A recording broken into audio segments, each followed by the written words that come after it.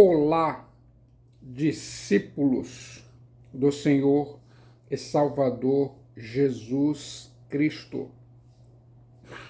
Bem-vindos e bem-vindas à Igreja Batista Memorial da Ilha do Governador, uma igreja online e missionária para você se conectar no pleno conhecimento em série de mensagens da palavra terapêutica de Deus que vai transformar a sua vida. O seu cérebro vai passar por uma estimulação cerebral profunda.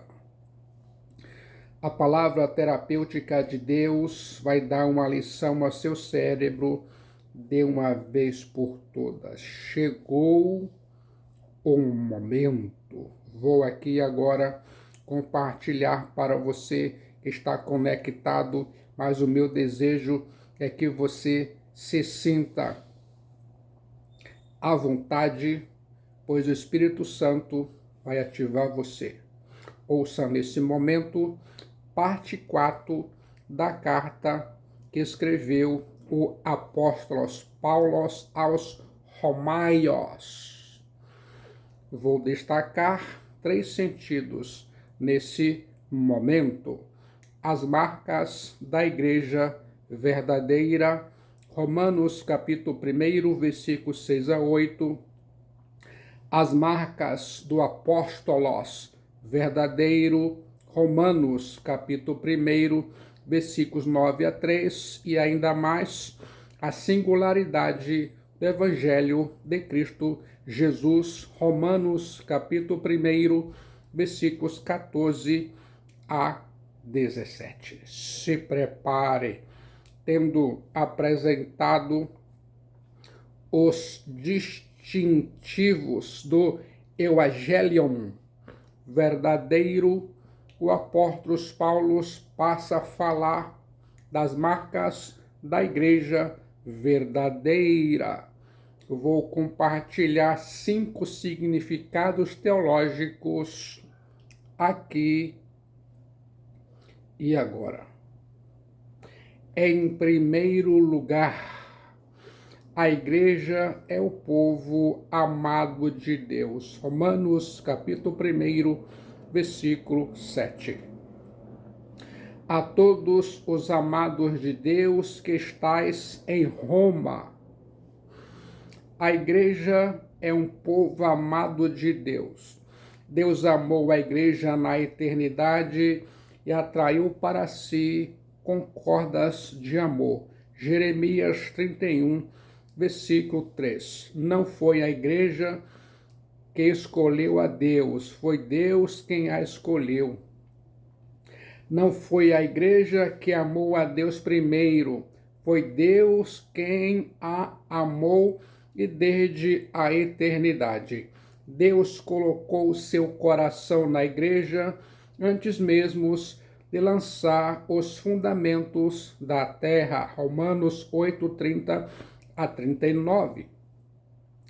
O amor de Deus pelos cristãos de Romé é um amor que antecede, acompanha e segue o amor deles por Deus.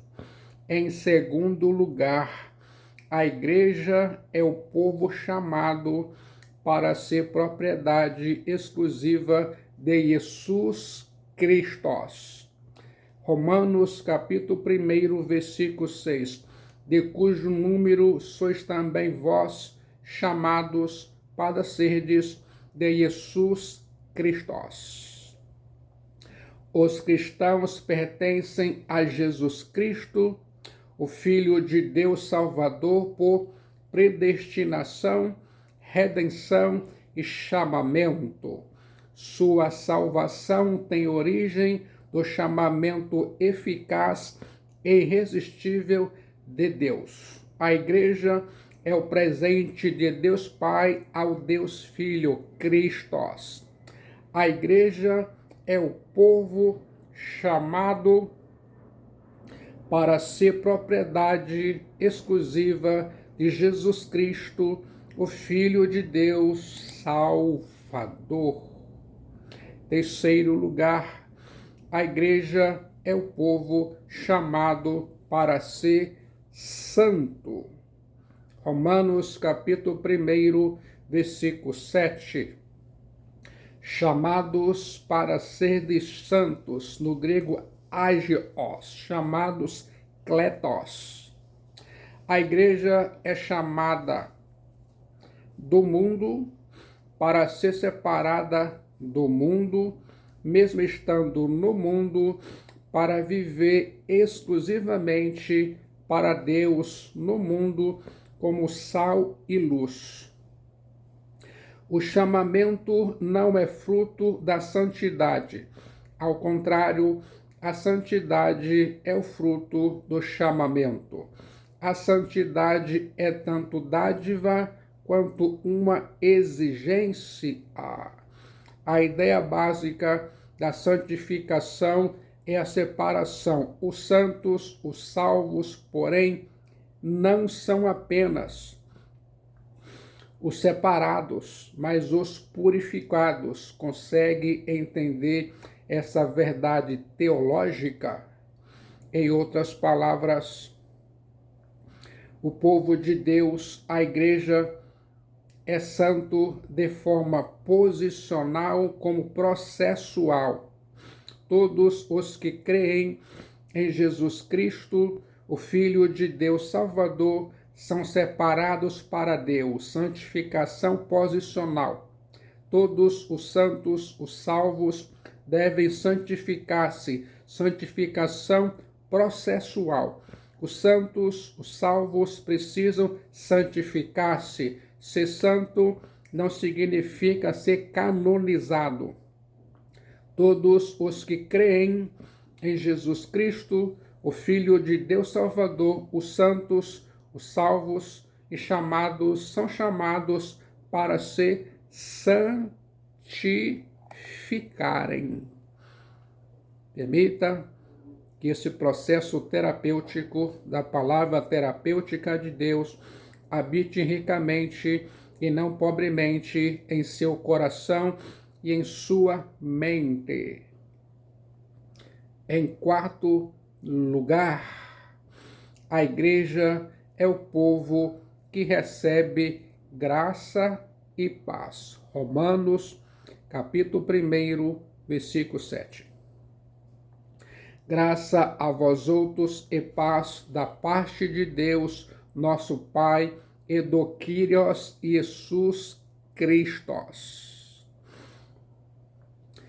Tanto a graça charis como a paz eirene são dádivas divinas à igreja.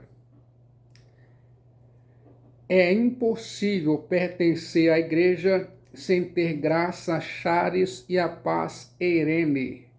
A graça charis é o amor imerecido de Deus aos pecadores, revelado em Jesus Cristo, o Filho de Deus Salvador.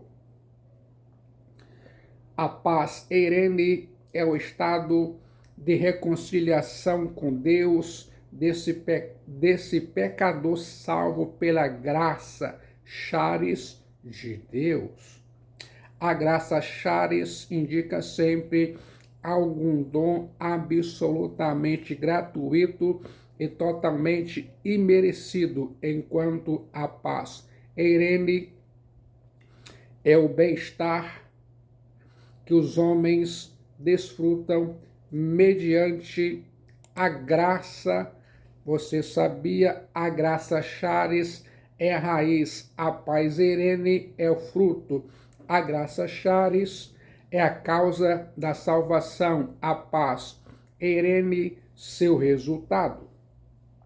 A graça de Deus é o favor em ação, sua benignidade em operação, o arco celeste que circunda seu próprio trono, do qual saem relâmpagos, sons e estrondos de trovão. Apocalipse, capítulo 4, versículos 3 e 5. A graça charis traz a paz eirene. Este é tanto um estado ou de reconciliação com Deus, quanto uma condição, a convicção interior de que, consequentemente, tudo está bem. A morte propiciatória de Jesus Cristo, o Filho de Deus Salvador, provê a única base para a restauração da comunhão entre Deus e os homens. E a propiciação subjetiva daquele grande fato objetivo do Evangelho de Jesus Cristo, o Filho de Deus Salvador, que produz a paz com Deus e a paz de Deus. Eu quero que você pense nisso. Vamos ouvir agora as marcas do apóstolo verdadeiro. Romanos, capítulo 1, versículo 9 ao versículo 13. Quinto lugar, a igreja é o povo que dá testemunho da sua fé. Romanos, capítulo 1, versículo 8. Primeiramente, dou graças ao meu Deus, mediante Jesus Cristo, no tocante a todos vós, porque em todo o mundo é proclamada a vossa fé. Romanos, capítulo 1, versículo 8.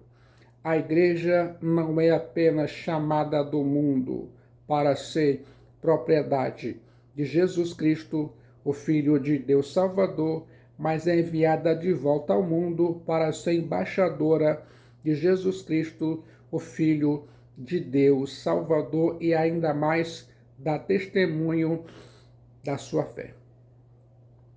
O apóstolo Paulo declara que a fé dos cristãos de Romé era conhecida em toda a igreja, em todos os lugares onde o cristianismo fora estabelecido no vasto império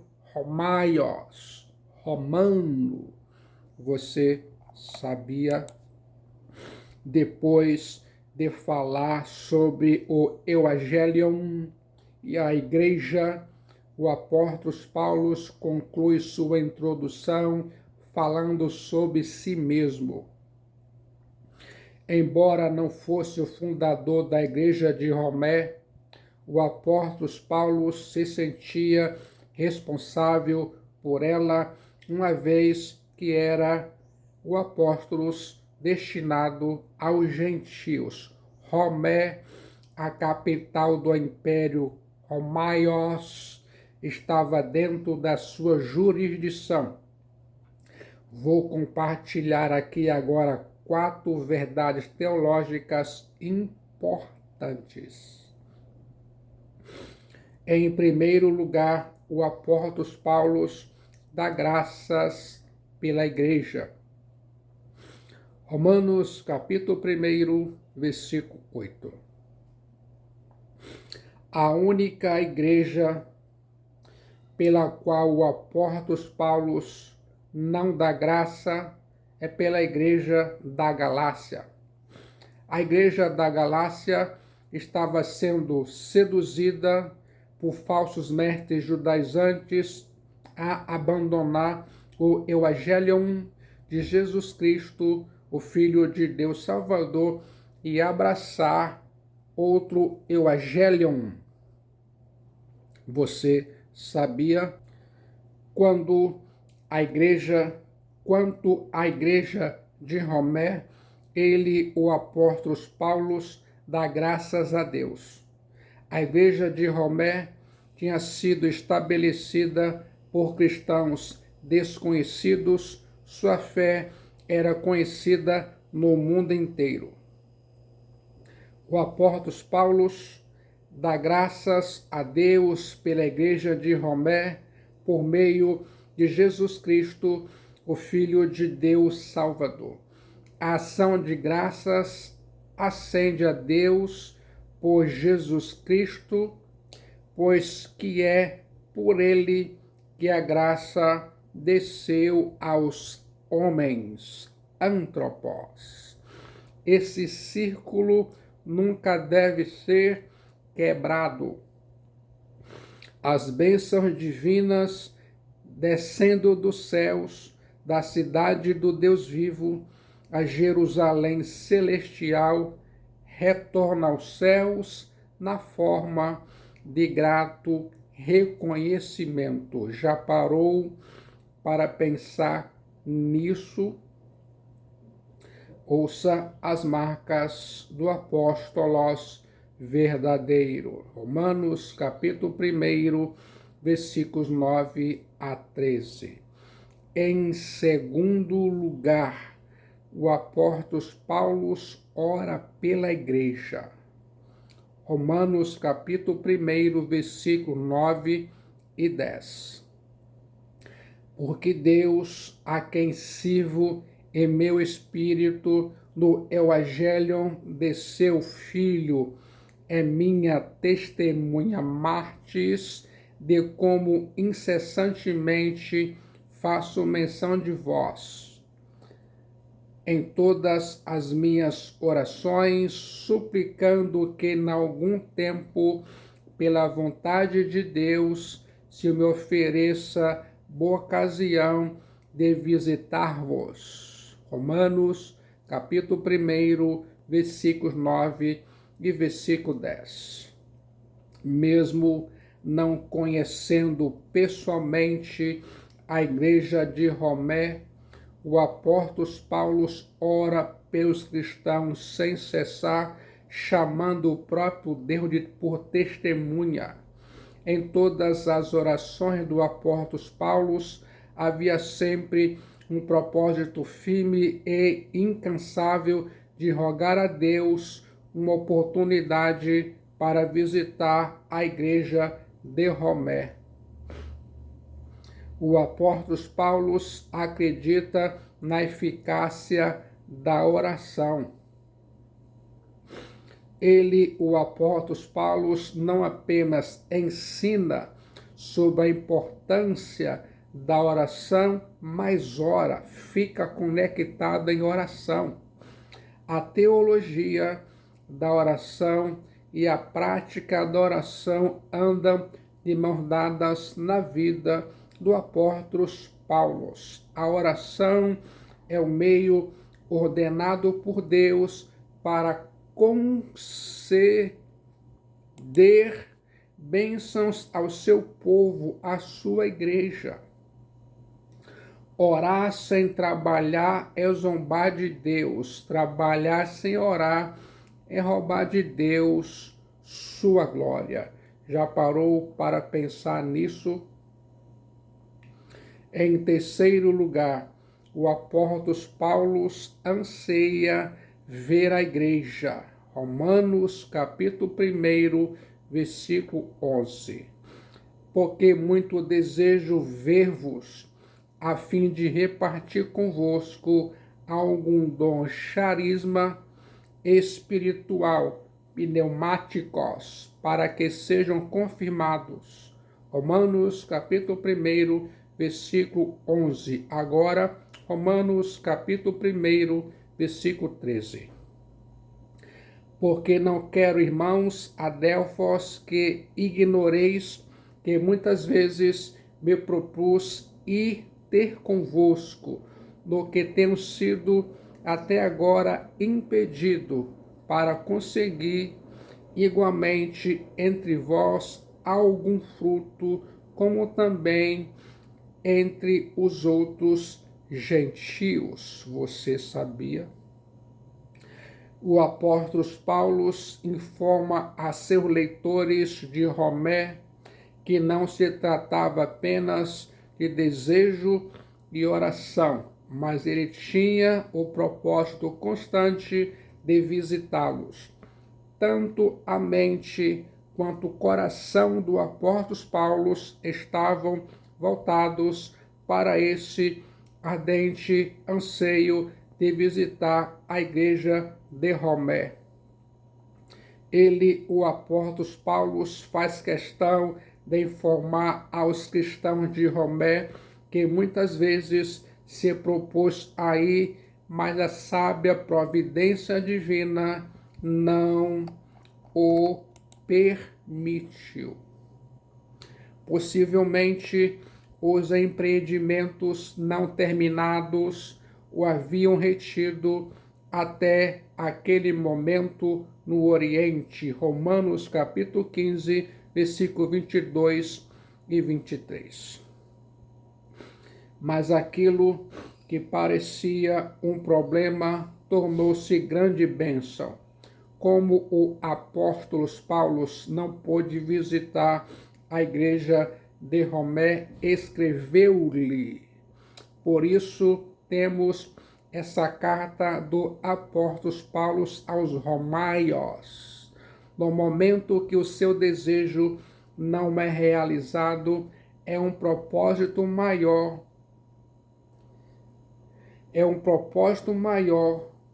que está em curso. No momento que os seus sonhos mais lindos não são cumpridos, quer saber o motivo? Os planos de Deus são maiores que os seus. Eu quero que você se lembre disso em sua jornada cristã, rumo à cidade do Deus vivo, a Jerusalém celestial. Ouça agora, em quarto lugar, o apóstolo Paulo deseja estabelecer uma relação de reciprocidade com a igreja de Romé. Romanos capítulo 1, versículo 11, a fim de repartir convosco algum dom espiritual para que sejais confirmados. Agora o versículo 13 novamente. Isto é, para que em vossa companhia reciprocamente nos confortemos por intermédio da fé mútua vossa e minha. Romanos capítulo 1, versículo 12. Agora o versículo 13. Para conseguir igualmente entre vós algum fruto, como também entre os outros gentios. Guardem essas palavras em seus corações e em suas mentes. Há 3 verdades teológicas no texto e merecem destaque. Primeiro, o apóstolo Paulo quer repartir com os cristãos de Romé algum dom espiritual. A palavra dom grega charisma é a mesma utilizada para descrever os dons espirituais. Não se tem certeza, porém, sobre que tipo específico de dom espiritual o apóstolo Paulo está falando. O apóstolo Paulo pode estar se referindo ao fortalecimento espiritual em geral e não à comunicação de algum dom carismático específico, como falar em línguas e outros. Segundo, o apóstolo Paulo quer confortar e ser confortado pelos cristãos de Romé, Romanos 1,12. O apóstolo Paulo não tem a pretensão de apenas confortar os cristãos de Romé.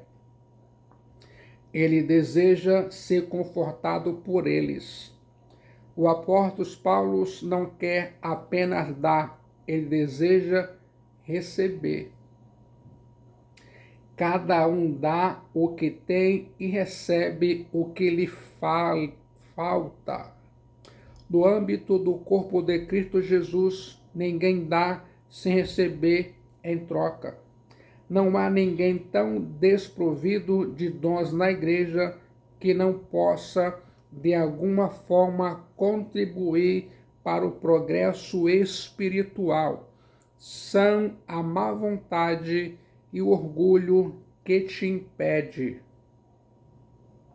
Terceiro, o apóstolo Paulo quer colher entre os cristãos de Romé algum fruto espiritual. Romanos capítulo 1, versículo 13. Por frutos é a palavra grega kartos, e estende-se, sem dúvida, a recompensa esperada de suas atividades apostólicas, a conquista de novos convertidos e o fortalecimento da fé e da obediência daqueles que já criam.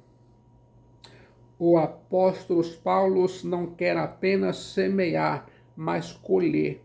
Ele, o apóstolo Paulo, não deseja apenas ter o pesado labor do investimento, mas anseia obter a deleitosa recompensa desses investimentos, e não apenas entre os cristãos da igreja de Romé, mas igualmente entre os demais gentios. Você sabia?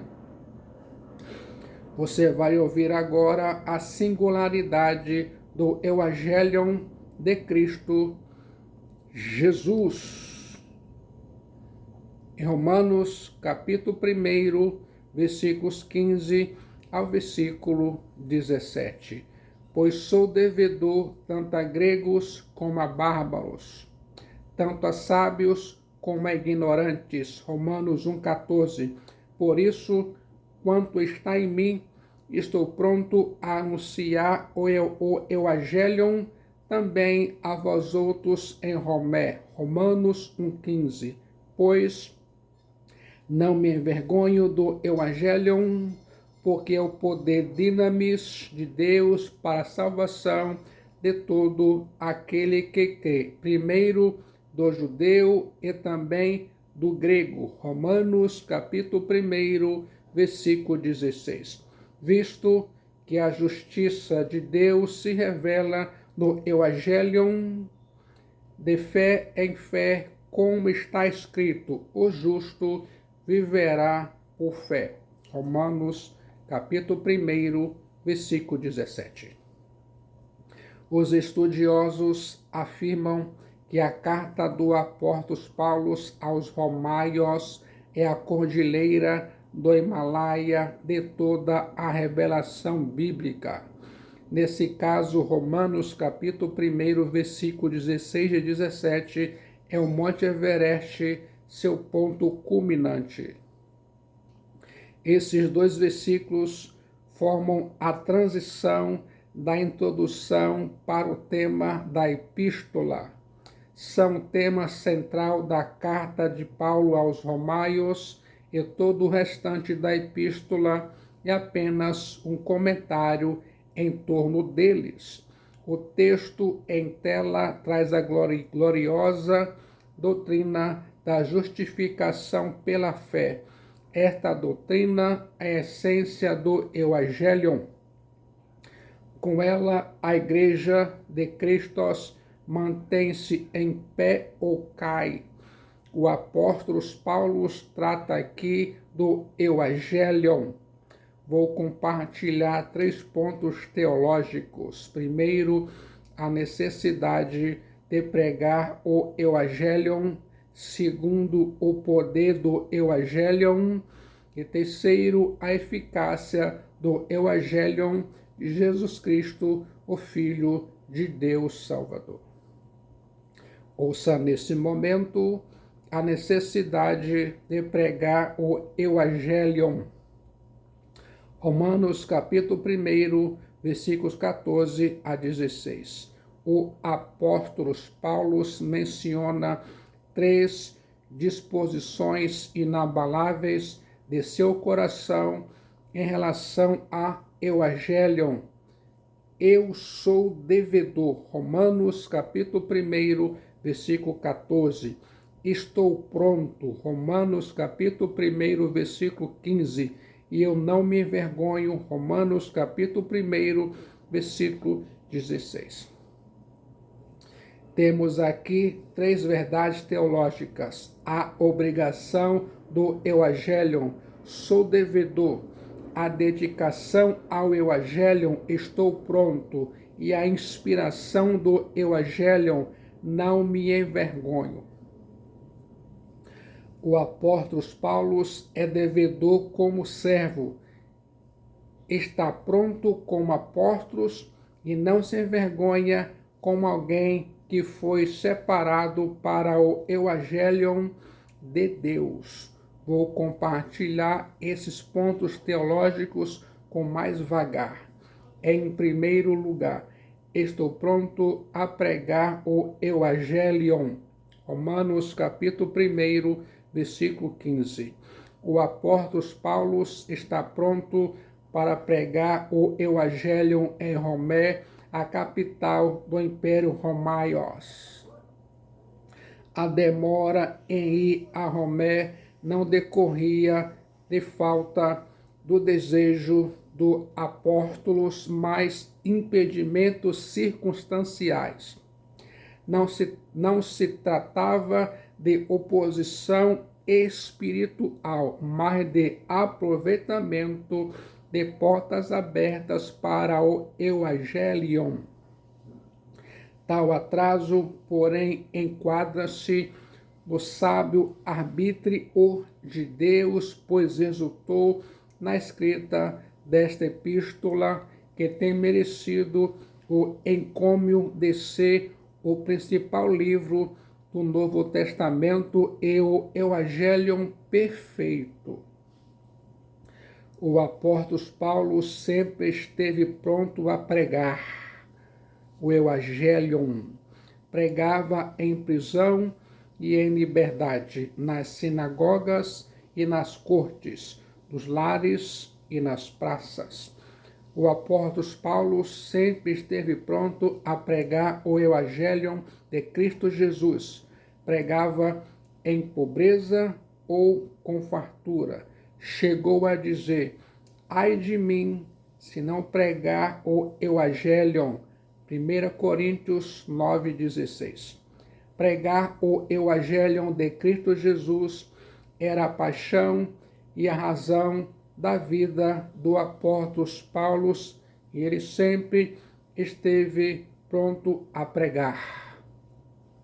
Falando aos presbíteros de Éfeso, na Ásia Menor, Paulo declarou: em nada considero a vida preciosa para mim mesmo, contanto que complete a minha carreira e o ministério que recebi do Senhor Jesus para testemunhar o evangelho da graça de Deus. Atos capítulo 20, versículo 24. Permita que a palavra terapêutica de Deus habite ricamente e não pobremente em seu coração e em sua mente. O evento decisivo da história do mundo é a pregação do evangelho de Jesus Cristo, o Filho de Deus Salvador, que instaura no processo de desenvolvimento da história natural, uma história sobrenatural, inaugura nesse mundo dos homens o mundo de Deus. Eu quero que você se lembre disso. Em segundo lugar, sou devedor do evangelho. Romanos capítulo 1, versículo 14. Há duas maneiras de alguém se endividar. A primeira é emprestando dinheiro de alguém. A segunda é quando alguém não dá dinheiro para uma terceira pessoa. É ao segundo caso que o apóstolo Paulo se refere aqui. Deus havia confiado o evangelho ao apóstolo Paulo como um tesouro que ele deveria entregar a Romé e no mundo inteiro. Ele, o apóstolo Paulo, não podia reter esse tesouro. O apóstolo Paulo precisava entregá-lo com fidelidade. Deus nos confiou sua palavra, o evangelho de Jesus Cristo, o Filho de Deus Salvador. Deus nos entregou um tesouro. Precisamos ir e anunciar. Sonegar o Evangelho de Jesus Cristo, o Filho de Deus Salvador, é como crime de apropriação indébita. O Evangelho de Jesus Cristo, o Filho de Deus Salvador, não é para ser retido, mas para ser anunciado, proclamado. Eu quero que você se comprometa aqui agora com o Evangelho de Jesus Cristo, o Filho de Deus Salvador. Ninguém pode reivindicar o monopólio do Evangelho de Jesus Cristo, o Filho de Deus Salvador. A boa nova de Deus é para ser repartida.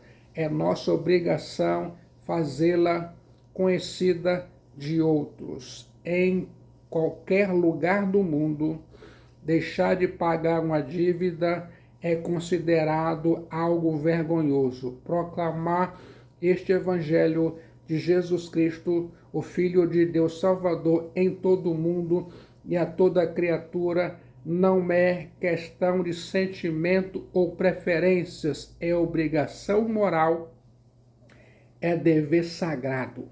Eu quero que você se lembre disso.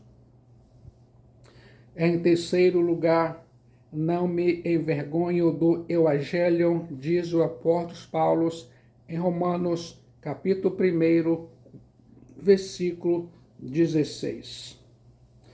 Pois não me envergonho do Evangelho, quer dizer que o apóstolo Paulo se gloria no Evangelho e considera alta honra proclamá-lo, anunciá-lo. Ao levar em conta, porém, todos os fatores que circundavam o apóstolo Paulo, poderíamos perguntar: qual o motivo que o apóstolo Paulo seria tentado a envergonhar-se do Evangelho ou planejar sua viagem para Roma? Primeiro, o Evangelion era identificado com um carpinteiro judeu que fora crucificado. Os romanos não cultivavam nenhuma apreciação especial pelos judeus e a crucificação era a forma de execução mais abjeta reservada aos piores criminosos. Além do mais, Romé era uma cidade altiva e os cristãos não faziam parte da elite da sociedade. Eram pessoas comuns e até mesmo escravos. Por isso, para os orgulhosos romanos, a ideia de um judeu fabricador de tendas planejar uma viagem a Romé para pregar o Evangelho de Jesus Cristo, o Filho de Deus Salvador, parecia cômica. As palavras do apóstolo Paulo estão vivas ainda hoje, enquanto a Romé do imperador Nero está sepultada sob os escombros de um passado remoto. Sob as ruínas romanas, a mensagem que o apóstolo Paulo pregou, anunciou, proclamou, edificou um império espiritual muito mais amplo que o império dos Césares. Eu quero que você se lembre do poder do Evangelho de Cristo Jesus. Quer saber qual o motivo que o apóstolo Paulo seria tentado a envergonhar-se do Evangelho ao planejar sua viagem para Roma? Segundo motivo, naquela época, como ainda hoje, os sábios do mundo nutriam desprezo pelo Evangelho de Jesus Cristo, o Filho de Deus Salvador. O apóstolo Paulo deixa isso meridianamente claro quando escreve sua primeira carta aos Coríntios. Naquela época, Romé a capital do Império Romaios, era a sede do poder mundial. Romé era uma cidade orgulhosa. Os romaios pensavam que tinham tudo. Agora, o apóstolo Paulo deseja ir a Romé para compartilhar o Evangelho de Jesus Cristo, o Filho de Deus Salvador. Alguns podiam objetar que não havia nada a receber de um pregador cristão. Eles tinham muitos deuses, os romaios, tinham o poder político, tinham riquezas e glórias humanas. É nesse contexto que o apóstolo Paulo diz: pois não me envergonho do Evangelho, Romanos 1,16. Quer saber qual o motivo que o apóstolo Paulo seria tentado a envergonhar-se do Evangelho ao planejar sua viagem para Roma? Terceiro, o Evangelho centralizado na cruz de Cristo Jesus era visto com desdém tanto pelos judeus como pelos gentios. Para os gregos, a cruz era loucura e para os judeus escândalo. 1 Coríntios 1:23. Sempre que o Evangelho de Cristo é pregado com fidelidade, ele gera oposição, desprezo e até escárnio. No entanto, o apóstolo Paulo diz que a fraqueza de Deus é mais forte que a força dos poderosos e a loucura de Deus mais sábia que a sabedoria dos entendidos. Aprove a Deus salvar o homem pela loucura da pregação. 1 Coríntios 1:21. A impopularidade de um Cristo crucificado tem levado muitos pregadores a apresentar uma mensagem mais ao gosto dos incrédulos. Entretanto, um evangelho inofensivo é um evangelho inoperante. Você sabia? Quer saber qual o motivo que o apóstolo Paulo seria tentado a envergonhar-se do evangelho ao planejar sua viagem para Roma? Pois não me envergonho do evangelho, porque é o poder de Deus para a salvação de todo aquele que crê, primeiro do judeu e também do grego. Romanos 1,16. Visto que a justiça de Deus se revela no evangelho de fé em fé, como está escrito, o justo viverá por fé. Romanos capítulo 1, versículo 17. Quarto lugar, pelo evangelho, o apóstolo Paulo já havia enfrentado muitas dificuldades.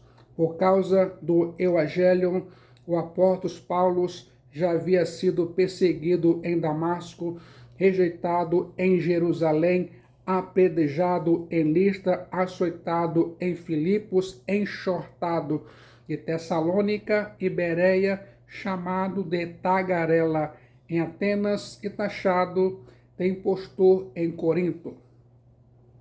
Por causa do evangelho, o apóstolo Paulo enfrentava lutas que estavam além de suas forças. Por causa desse evangelho, ainda enfrentaria prisões e o próprio martírio. Porém, ele, o apóstolo Paulo, diz com insólita galhardia: por isso não me envergonho do evangelho. Romanos capítulo 1, versículo 16. Vou listar a seguir 7 razões teológicas pelas quais o apóstolo Paulo, o maior bandeirante do cristianismo, não se envergonhou do evangelho. A origem do evangelho. Primeiro, a mensagem do evangelho não é uma palavra de César, mas do Filho de Deus, Cristo Jesus. O evangelho não emana da terra, mas dos céus, da cidade do Deus vivo, a Jerusalém celestial. O evangelho não procede de homens, mas de Deus.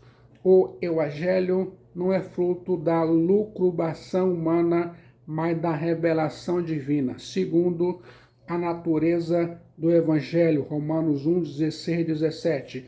O Evangelho é a boa nova do amor de Deus ao homem. O Evangelho é a boa notícia de perdão de Deus ao pecador.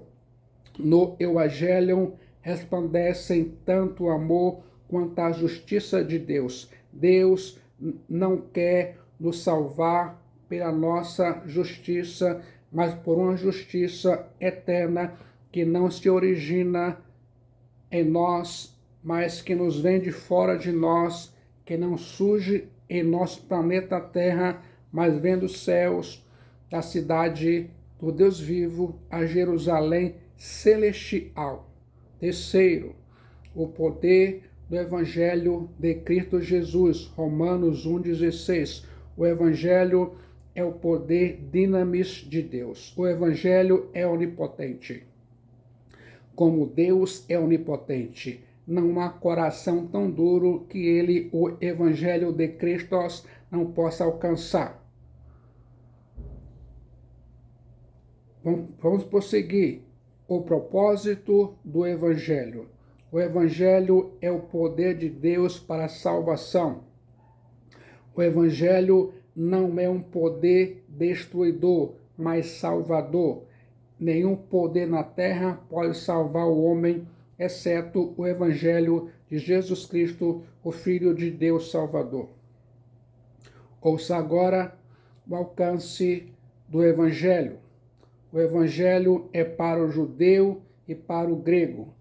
O Evangelho, está endereçado a todos os povos. O Evangelho é universal em seu alcance. O Evangelho é tão amplo a ponto de oferecer salvação a todos os homens e, ao mesmo tempo, o Evangelho é tão restrito a ponto de salvar apenas os que creem. O Evangelho alcança todos os homens sem acepção, mas não todos os homens sem exceção. Eu quero que você se lembre disso. Ouça agora a condição do Evangelho de Cristo Jesus. Sétimo lugar, Romanos 1,16. O Evangelho estabelece uma condição clara para a salvação, a fé em Cristo Jesus somente. O Evangelho só oferece salvação àquele que crê. Os que não creem perecem. A salvação é pela fé e pela fé somente em Jesus Cristo, o Filho de Deus Salvador. A condição para a salvação do judeu e do gentio é a mesma, a fé em Cristo Jesus. Ouça agora o resultado do Evangelho, Romanos 1,17. O Evangelho produz não apenas fé salvadora, mas fé santificadora. O justo viverá pela fé. O justo é salvo pela fé, vive pela fé, vence pela fé e caminha de fé em fé. O Evangelho de Jesus Cristo é um poder extraordinário, incrível, imbatível. Primeiro, ele é o poder de Deus. Segundo, o Evangelho é um poder sobrenatural, é o poder de Deus para salvar a alma do homem. Terceiro, o Evangelho é um poder extraordinário, é o poder de Deus para salvar o homem sem distinção de nação ou classe. O Evangelho é um poder extraordinário. Quarto lugar, é o poder de Deus para salvar os homens sob a mais simples condição. Gostou do conteúdo e significado e aqui agora deseja entregar sua alma para Jesus Cristo, o Filho de Deus Salvador, no momento de decisão, em Jesus Cristo, o Filho de Deus Salvador, sua alma é salva, seu destino é selado e muitos benefícios advirão. A solução é Jesus Cristo. Só Jesus Cristo salva, ele é a única esperança da salvação de sua alma. Guarde essas palavras em seus corações, em suas mentes. aqui e agora.